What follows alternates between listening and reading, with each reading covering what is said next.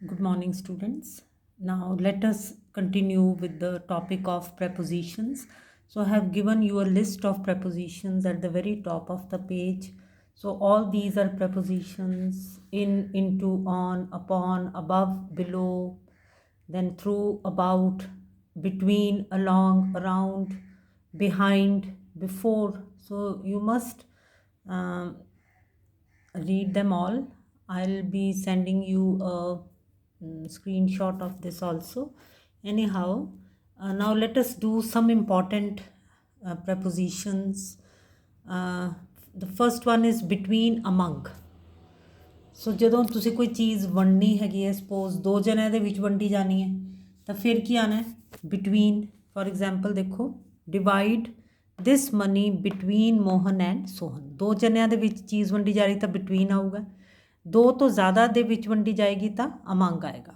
Distribute the mangoes among the children. It means more than 2 people are there ਜਿਨ੍ਹਾਂ ਦੇ ਵਿੱਚ ਕਿ ਉਹ ਵਾਲੇ ਮੈਂਗੋਜ਼ ਵੰਡੇ ਜਾਣੇ ਆ। ਇਸ ਕਰਕੇ ਫਿਰ ਇੱਥੇ ਕੀ ਆਊਗਾ? ਅਮੰਗ ਆਏਗਾ। ਕਲੀਅਰ।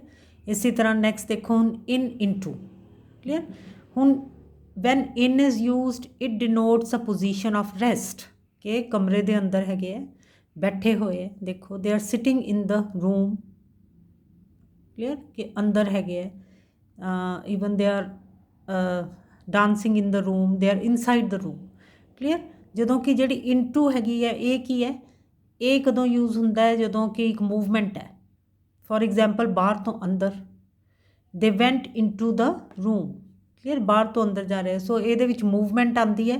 ਜਦੋਂ ਮੂਵਮੈਂਟ ਦੀ ਆਉਂਦੀ ਹੈ ਤਾਂ ਫਿਰ ਕੀ ਆਏਗਾ? ਇਨਟੂ ਆਏਗਾ। ਇਹ ਨਹੀਂ ਹੋਏਗਾ ਦੇ ਵੈਂਟ ਇਨ ਦ ਰੂਮ, ਨਹੀਂ ਹੋਏਗਾ। ਬਾਹਰੋਂ ਦੀ ਅੰਦਰ ਜਾ ਰਿਹਾ ਕੋਈ ਤਾਂ ਕੀ ਹੋਏਗਾ? They went into the room. Similarly, he jumped into the river. ਇਹ ਬਿਲਕੁਲ ਜੇ ਤੁਸੀਂ ਇੱਦਾਂ ਲਿਖੋਗੇ he jumped in the river, then it will be wrong. He jumped into the river.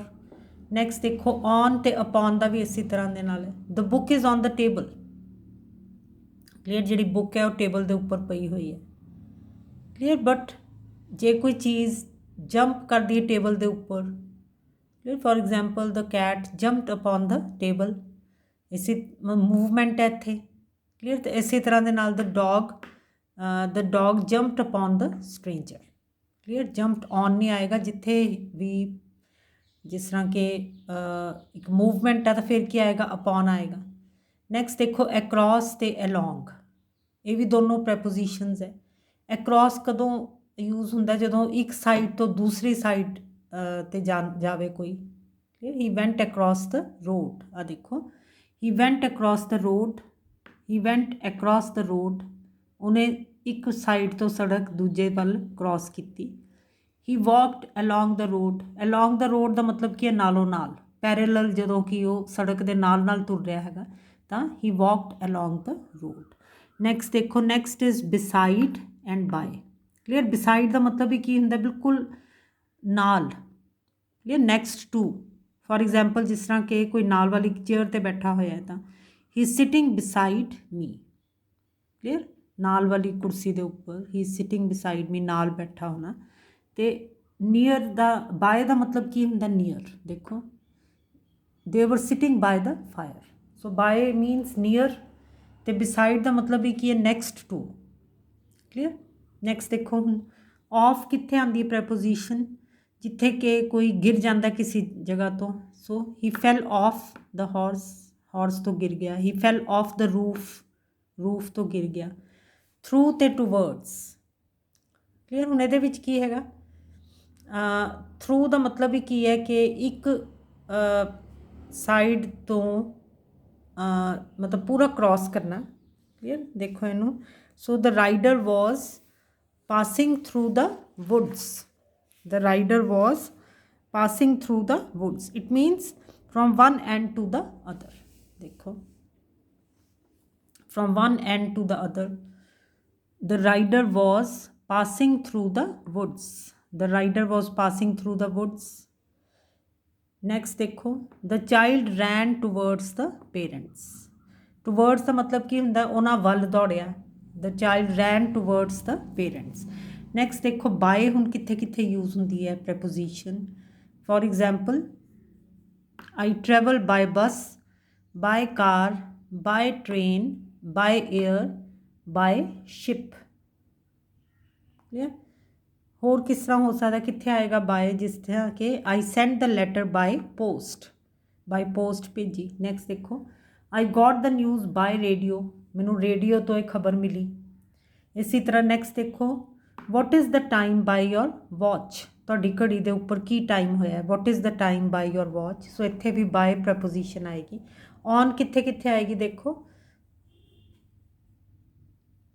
I went there on my bicycle, I went there on foot पैदल, I went there on horseback।